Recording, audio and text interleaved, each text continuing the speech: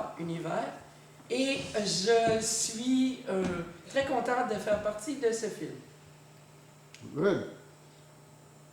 Peggy? Mon nom, c'est Peggy Roux. Je suis aussi originaire de Montréal et j'ai 41 ans, si je me rappelle bien. Alors, c'est pas vrai pas tout, excusez-moi. Je viens d'avoir 42 ans le 17 Excusez-moi. Donc, on est en 2014. Oui. OK. Tu as 42 ans depuis le 17 mars de cette année. OK. Très bien. Ouais, ben moi, mon nom, c'est Lovia Arting. Moi, je vais avoir 20 ans mardi prochain, Quelle date? le 29 avril. OK. Puis. Tu viens-tu de Montréal? Oui, je viens de Montréal, oui, my Ah, God, bien. oui. c'est Non, on clair. vient de la planète Mars. Non, toi, tu viens du Chili, hein, Non, moi, je viens. Ouais, c'est Tu ça. es exporté à Je Montréal, puis je suis entre le Mexique et les États-Unis. t'as oublié ton espagnol?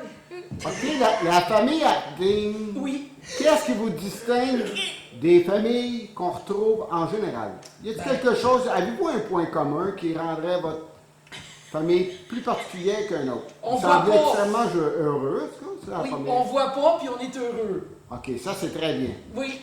Ben, On est.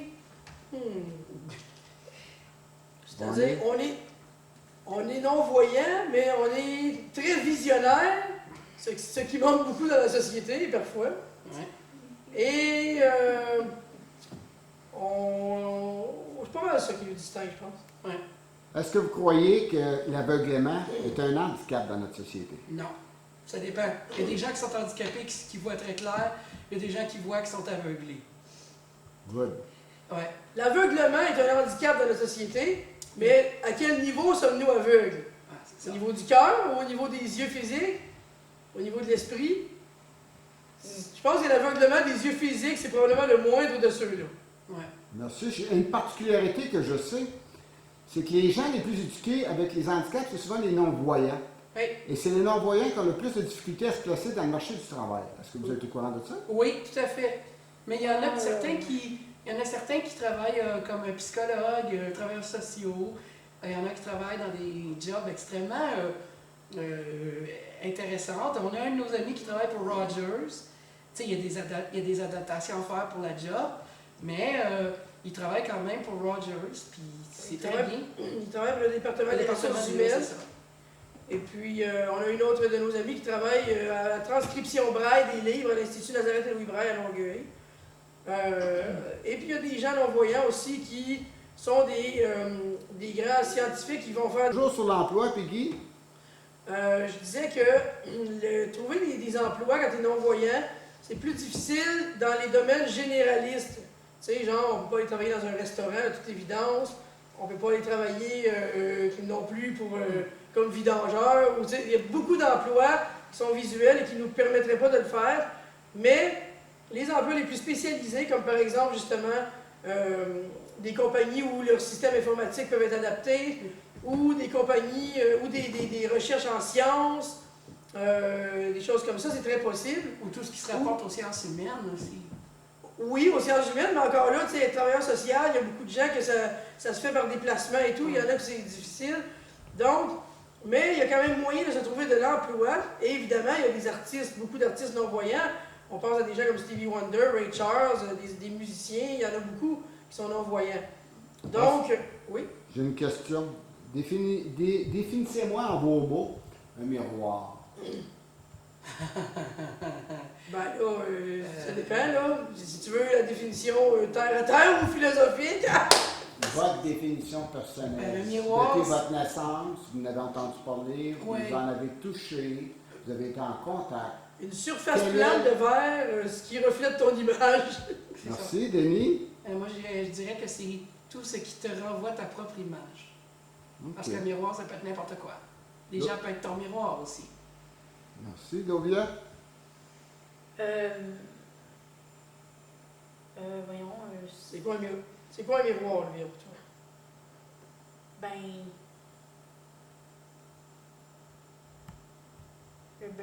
moi, un miroir, c'est.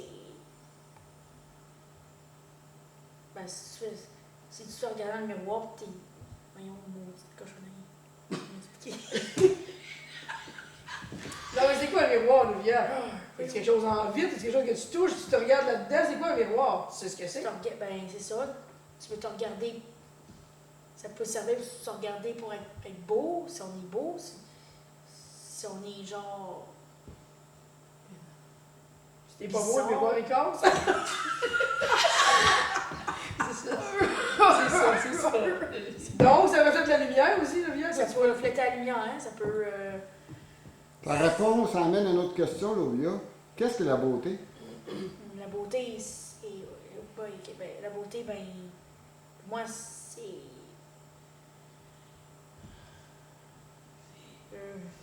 Ben.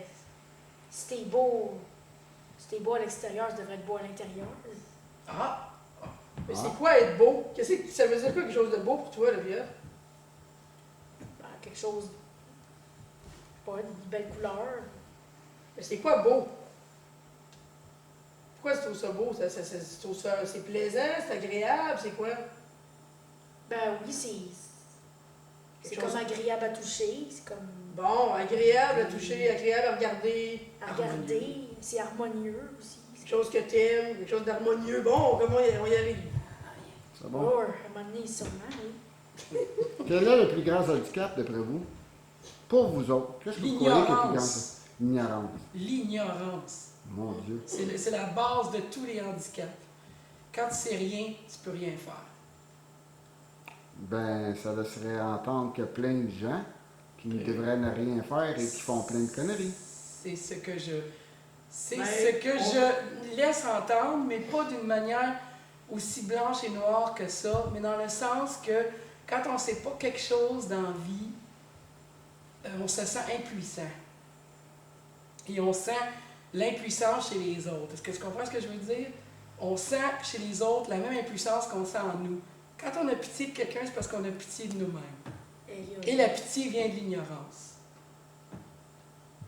Donc, si on voit quelqu'un qui souffre, pour une raison, que ce soit un cancer, une maladie, un accident, et qu'on a pitié, ça ne fait pas ce genre de Ça écho-là montre chez soi, mais ça ça. montre pas Oui. exactement le genre de compréhension, en tout cas. L'ignorance, oui, c'est encore de l'ignorance, mais si Encore, tu oui. regardes quelqu'un qui a le cancer et que tu as pitié, c'est que quelque part, tu ne réalises pas que cette personne-là, peut-être, apprend beaucoup de ça. Tu peux avoir de la compassion sans avoir pitié de quelqu'un. Il y a une différence entre les deux. J'aimerais que vous me parliez de votre fils que vous avez perdu. Ah oui. Si vous en avez envie, naturellement. Oui, oui, pas de problème, mais Mais c'est je veux dire, une très c'est large aucun question. Tu veux problème. entendre l'histoire, Oui. tu veux entendre ce qu'on en ressent, tu veux entendre. C'est très Ben, large. je dirais résumer l'histoire rapidement, à savoir que vous avez eu un fils. Ok, je peux le dire. La particularité que vous avez eue, c'est parce que vous êtes tout aveugle et que votre fils avait Il voyait lui. il voyait, lui. Ça. On a mis au monde un petit garçon le 27 janvier 1996, du nom de Hassan, qui d'ailleurs était très mystérieux au début, qu'on ne savait pas comment on appellerait. Mais grâce à Lovia, qui elle ne parlait pas vraiment à ce moment-là, mais qui, à un moment donné, n'arrêtait pas de répéter ce nom-là, en tournant en rond, en branlant les doigts devant ses yeux dans la chambre du petit. On a décidé de l'appeler Hassan, après avoir cherché son nom pendant des temps incroyables. 2 semaines de temps, on n'avait pas encore envoyé nos papiers à l'état civil, on se demandait comment il allait s'appeler. Et quand on a décidé qu'il s'appellerait Hassan, en l'entendant parler, à un moment donné, j'ai dit, mais c'est Hassan son nom? C'est ça qu'elle nous envoie en nous le communiquant. Elle a arrêté de le dire. Elle a arrêté de le baragouiner dans la maison quand on a décidé d'adopter ce nom-là pour lui. Donc, nous, ce qu'on croit, c'est que le petit et Lovia communiquaient télépathiquement et que lui a dit quel nom il voulait avoir, mais que nous, on n'était pas assez réceptifs pour le recevoir, donc c'est elle qui nous l'a donné. Une fois que le travail a été fait, ça l'a arrêté. Donc, Hassan est un petit garçon voyant, qui a grandi avec nous toujours, mais avec lequel on a eu beaucoup de démêlés avec la DPJ. Au départ, pour un problème de santé qu'expérimentait Lovia, au niveau d'un manque de vitamine D dans son système, parce qu'elle ne buvait pas de produits laitiers, elle n'aimait pas ça. Donc, mais on a corrigé la situation, et la DPJ ont cru bon de rester dans notre vie et d'analyser tous les aspects de notre vie, dans les moindres détails, comment on élevait les enfants, c'était quoi nos valeurs, qu'est-ce qu'on voulait et ne voulait pas faire pour adapter la situation familiale à cause de notre handicap. Donc, ils ont été là et là, ils ont réalisé qu'Hassan était un enfant voyant avec beaucoup d'habileté. En vieillissant, il est devenu un petit garçon hyperactif. Donc, pour eux, on était inapte à le surveiller adéquatement. Donc, ils ont exigé qu'on le mette en garderie. Et Lovia aussi, qui, elle, avait des troubles d'autisme et ça causait des gros problèmes au niveau des garderies parce que les garderies ne la gardaient pas, étant donné qu'elle faisait des grosses crises et tout. Jusqu'à ce qu'on trouve une garderie dans l'Ouest qui est spécialisée pour les enfants handicapés qui s'appelle la garderie Papillon. Donc, ils ont exigé qu'on le mette en garderie. On était là en cours jeunesse, on s'est débattu évidemment. Donc, le 5 jours a été réduit à 2 jours pour Hassan et 3 jours pour Lovia. C'est-à-dire le 5 jours que les autres exigeaient à la base. Et ensuite, ils ont grandi, on a fini par avoir moins la DPJ autour de nous. Ils étaient là, mais plus distants. Ils ont fermé le dossier, je crois qu'Hassan avait 4 ans. Mais ils étaient jamais trop loin. Si la garderie faisait une plainte parce qu'Hassan était rebelle, il revenait, il réouvrait un dossier, il repartait en orientation, évaluation, et là, il repartait parce qu'il se rendait compte que rien n'allait vraiment pas bien et tout. Est-ce que vous sentiez des fonctionnaires un excès de zèle, l'insouciance, le harcèlement? Moi, je dirais que c'est parce que nous, on avait un problème au niveau... puisque eux, ils percevaient qu'on avait un problème au niveau de ne pas voir ou ces choses-là. Oui, un excès de zèle, je pense que c'est la première chose qui me viendrait à l'esprit. La deuxième chose, c'est une grande insécurité par rapport à ce qu'ils pouvaient percevoir comme notre incapacité de prendre soin d'enfants comme ça. Il faut dire que Hassan, même pour une personne voyante, était du sport. Il était très dur à suivre. Mais essayez d'imaginer tout le monde ce que c'est de suivre un enfant comme ça, hyperactif. Pour une personne voyante, c'était bien difficile. Nous, on a réussi quand même à s'en acquitter quand même assez bien, puis jusqu'à son départ. Ça a été un chapitre extrêmement douloureux dans votre vie? Je dirais qu'Hassan, mais moi, au-delà de l'insécurité qu'ils avaient, ils disaient l'extrait de zèle, je dirais carrément de la discrimination. Il y avait aussi de la discrimination sur notre façon de penser. Parce que nous, on n'était pas des gens ni dans la conscience collective terre à terre, ni religieux, ou ni quelque chose qu'ils connaissaient. On était plus des gens dans le domaine ésotérique à ce moment-là, on pourrait carrément dire. Mais bien, on refusait certaines choses comme la vaccination, comme ci et ça. Et pour eux, c'était presque sacrilège. Donc, il y avait encore l'ignorance et la discrimination en ligne de compte. Ce qui fait que...